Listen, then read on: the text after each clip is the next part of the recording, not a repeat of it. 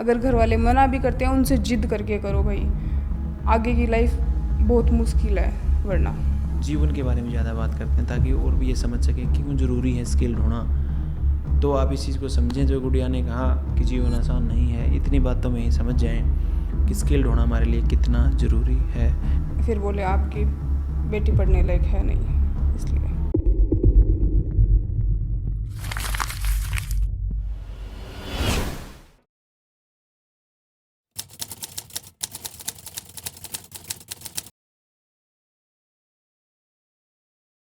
Hi, this is Joginder Shivach और आप देखना स्टार्ट कर चुके हैं टैलेंटेड रितु इंसान, जिसमें हम अपने स्टूडेंट्स के इंटरव्यू शूट करते हैं।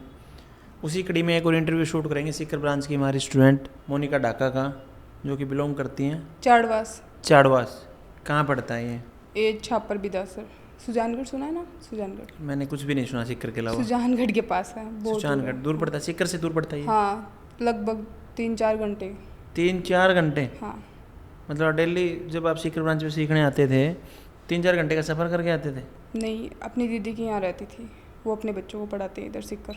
अगर आप भी हमारा कोई कोर्स या वर्कशॉप ज्वाइन करना चाहते हैं तो ऊपर दिए हुए आई बटन पर क्लिक कीजिए, डिस्क्रिप्शन में सारी जानकारी आपको दिख जाएगी। धन्यवाद। अच्छा, क्या IIT नीट की तैयारी करवाती, क्या करवाती? हाँ, नीट की। आपकी भी एज काफ़ी कम लग रही है, आपने नहीं की नीट की तैयारी? नहीं। क्यों? शादी हो गई जल्दी, छोटी उम्र में, इसलिए। शादीशुदा आप? सही में? हाँ, शादीशुदा हूँ मैं। कितनी एज है आपकी? 24। 24 तो ठीक है।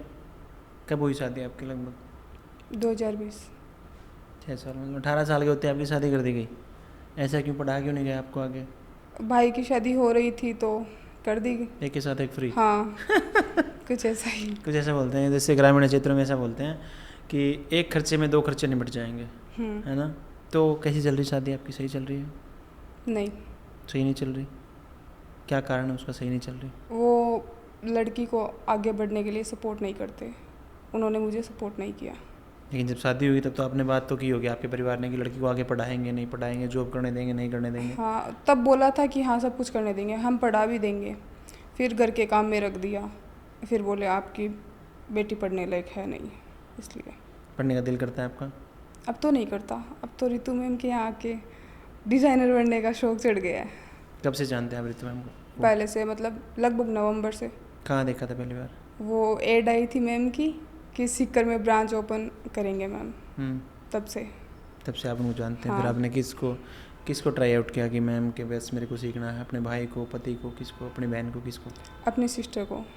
आपसे बड़ी हैं जो? हाँ, वो सीकर में रहते हैं। मैंने बोला कि आप जाके एक बार बात करके आओ, तब घर वालों को नहीं बताया, तो फिर उन्होंने इधर बात की और फिर भी मतलब घर वाले नहीं माने उस टाइम कि नहीं इतनी जल्दी अभी नहीं, बाद में कर लेना कुछ टाइम बाद। घर वाले मतलब आपके ससुराल वाले कि मायके वाले? मायके वाले। मायके, आपके पापा? और हाँ। ओके। उन्होंने बोला अभी नहीं करना, बाद में कर लेना, या फिर करना ही ज़रूरी नहीं है, तुझे सिलाई आती है थोड़ी बहुत, उसमें काम चला ले। आपको आती थी पहले? हाँ, थोड़ी बहुत आती थी। थोड़ी बहुत मीन्स क्या? सूट सलवार? हाँ, सूट सलवार, लहंगे, ब्लाउज, मेथड के अकॉर्डिंग नहीं आता था। मतलब खुद के लिए बना लेते थे ऐसे? हाँ। ठीक है। उसके बाद जनवरी में मैंने ट्राई किया, न्यू बेंच स्टार्ट हो रहे थे तब भी नहीं हो पाया। फिर फरवरी में मैंने एडमिशन ही करवा दिया सीधा, दीदी को बोल के कि नहीं अब करवाना ही है।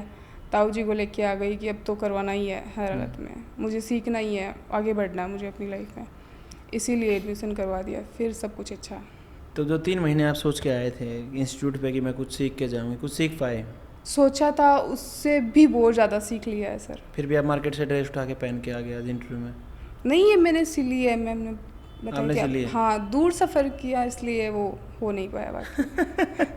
मैंने मतलब ऐसे कॉलर बना लेते हैं आप? हाँ, कोट कॉलर है। सिखाया गया आपको? ओके। अब की बार जो फेयरवेल हुई थी सीकर ब्रांच के बच्चों की ड्रेसेस बहुत अच्छी थी। हाँ, मतलब बहुत ही ज़्यादा अच्छी थी। बहुत ही ज़्यादा। आप भी थे उस फेयरवेल में? नहीं, उसमें नहीं थी, उसके पीछे वाले में थी। 1.5 महीने वाले में मैं आई थी, मेरे कोई फैमिली इशू हो गया था, इसके कारण मैं आ नहीं पाई। तो जो 1.5 महीने में आए थे तब आपने रैंप वॉक की थी? हाँ। कैसा फील हुआ था? बड़ा ही मस्त, एक सेलिब्रिटी वाला फीलिंग आई थी कि बस आज तो सब कुछ जीत लिया। फिर अब की बार क्यों नहीं आ पाए? इस बार ड्रेस नहीं बना पाई, पहले बीच में गांव भी जाना पड़ गया और थोड़ी बहुत तबीयत वीक हो गई, गांव थोड़ी कुछ बातचीत हो गई थी, इसलिए गांव जाना पड़ गया। तो अगली जो फेयरवेल आएगी आपकी लगभग जो 28 जून को होगी, उसमें आ जाना फिर ड्रेस बना के। हाँ, बिल्कुल सोच रही हूँ। लगभग इन 3 महीनों में लगभग कितना खर्च हुआ आपका पैसा? सर ये कभी गिनती की ही नहीं और ना ही करना चाहूँगी, सीख लिया ना बस। किसने फाइनेंशियली सपोर्ट किया फिर आपको? दीदी ने। आपकी दीदी ने? हाँ तो कब तक जो पैसा हुआ है जो उनका लगवाया उनका वापस भी तो करेंगे? बिल्कुल करूँगी। तो आपको तो पता ही नहीं कितना लगा है। गिनती नहीं की है, सोच रखा है कि उससे ज़्यादा ही दे दूँगी बस ओके। जब कमाऊँगी। तो जब आप पहली बार इंस्टीट्यूट पे आए थे उस दिन कैसा महसूस कर रहे थे? उस टाइम सर अच्छा ही था कि आए हैं, सीख पाएंगे भी, या फिर अब तो सीखना ही है, कुछ यूँ था। प्रॉपर कुछ उस टाइम पता ही नहीं था क्योंकि फर्स्ट बार आई थी, घर से बाहर ही शायद फर्स्ट बार ही निकली थी ऐसा एक्सपीरियंस लेने के लिए। तो ऐसी कौन सी क्लास थी जिसमें आपको आके ये लगा कि हाँ ये कुछ अलग सिखाते हैं, क्योंकि आप पहले से थोड़ा बहुत जानते थे, तो कौन सी क्लास में आपको लगा हाँ कुछ फ़ायदा होगा मेरे को यहाँ आई हूँ? तो मैं हर क्लास में मैम के मेथड इतने प्रॉपर, इतने अच्छे हैं कि हर क्लास में यही फील हुआ कि मुझे कुछ नहीं आता था। अच्छा, हाँ के ना। मतलब आपके चेहरे की खुशी बता तो रही है कि आप सीख तो पाए हो। हाँ बिल्कुल। बहुत सारी चीज़ें हैं जो मैं सीख पाई हूँ इधर। ओके, तो अभी जब आप इंटरव्यू शूट कराने आए हैं आज, क्योंकि सीकर ब्रांच के इंटरव्यू मैंने पहले शूट किया, आज किसके साथ आए हैं, कौन आया आपके साथ? मेरे भाई आए हैं। आपके भाई का सपोर्ट हाँ। है आपको सिखाने में प्रॉपर? हाँ अब है, पहले नहीं था?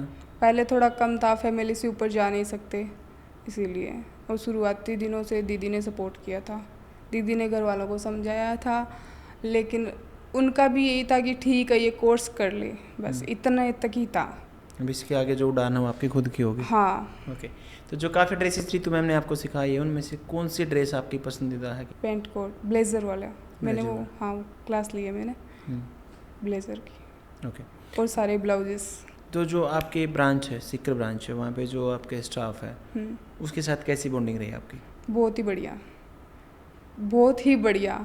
वो मतलब टीचर से ज़्यादा फ्रेंडली रहते हैं, सारे मिलजुल के, बिल्कुल मिलजुल के।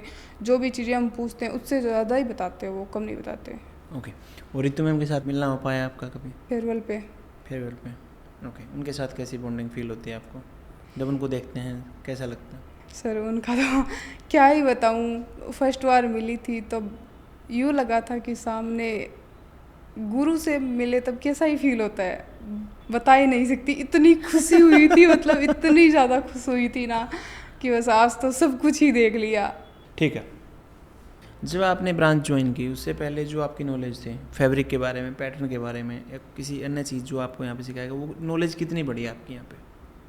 सर पहले पैटर्न का तो पता भी नहीं था कि अपन पैटर्न ऐसे बना सकते हैं, और फैब्रिक का भी कुछ पता नहीं था कि इस चीज़ में इतना लगेगा, इस ड्रेस में इतना लगेगा। अब वो नॉलेज आ गई है प्रॉपर। अगर कोई पूछ ले कि भाई ये चीज़ बनवानी है, आप बता सकते हो कितना फैब्रिक, तो बता सकते हैं बिल्कुल, और हर एक ड्रेस बना सकते हैं। मतलब कोई ड्रेस आई जैसे धोती सलवार बनानी तो आप बता दोगे इतने मीटर में बनेगी, ये फैब्रिक चाहिए, ऐसा? हाँ बिल्कुल।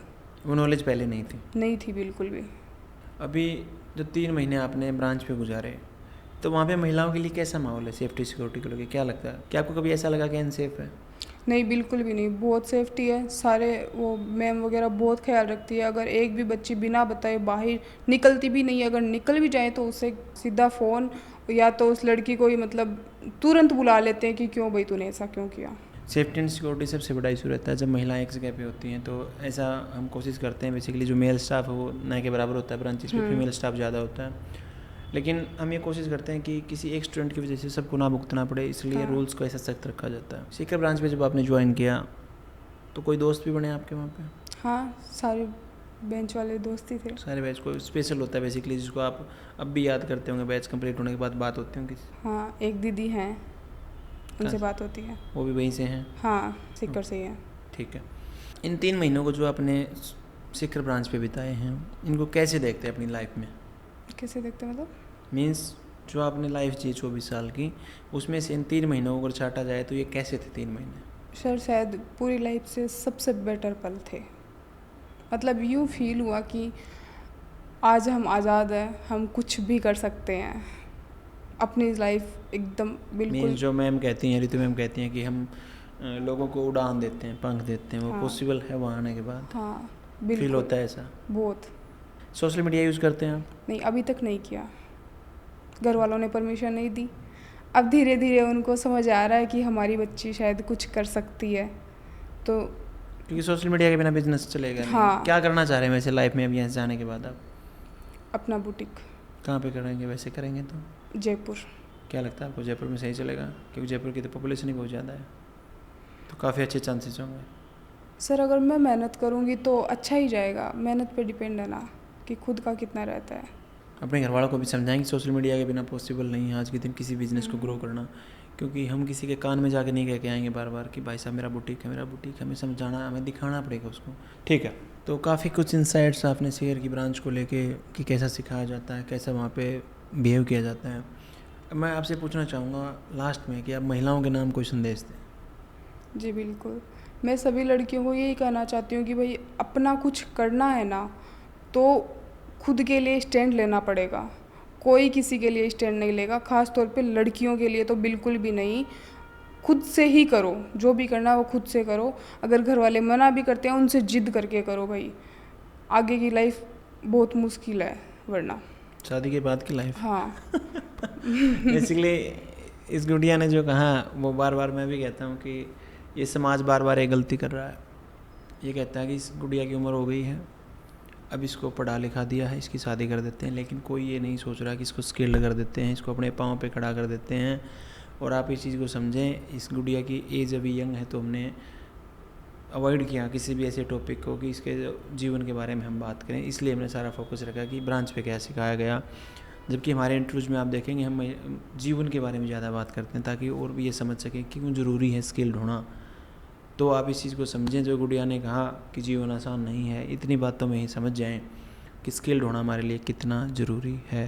तो इन्हीं बातों के साथ इस इंटरव्यू को हम समाप्ति की ओर लेके जाते हैं। मिलते हैं आपसे नेक्स्ट इंटरव्यू में, तब तक के लिए देखते रहिए टैलेंटेड रितु इंसान। आशा और उम्मीद दोनों करते हैं कि हमारी प्यारी बहन मोनिका डाका अपने जीवन में उन बुलंदियों को छू पाएँ जिनको सोच के इन्होंने टैलेंटेड रितु इंसान इंस्टीट्यूट ज्वाइन किया था। धन्यवाद।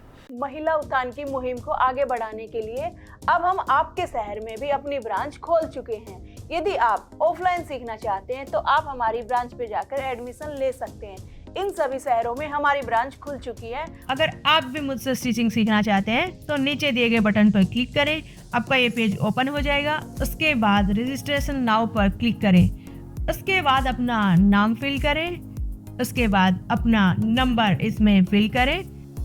इसके बाद आप अपना नज़दीकी सेंटर सिलेक्ट करें, जैसे कि आपका नज़दीकी सेंटर भिवानी है तो भिवानी सिलेक्ट करें। बहुत बढ़िया, आपका रजिस्ट्रेशन सक्सेसफुल हुआ। जल्द ही हमारी टीम आपसे कांटेक्ट करेगी। धन्यवाद।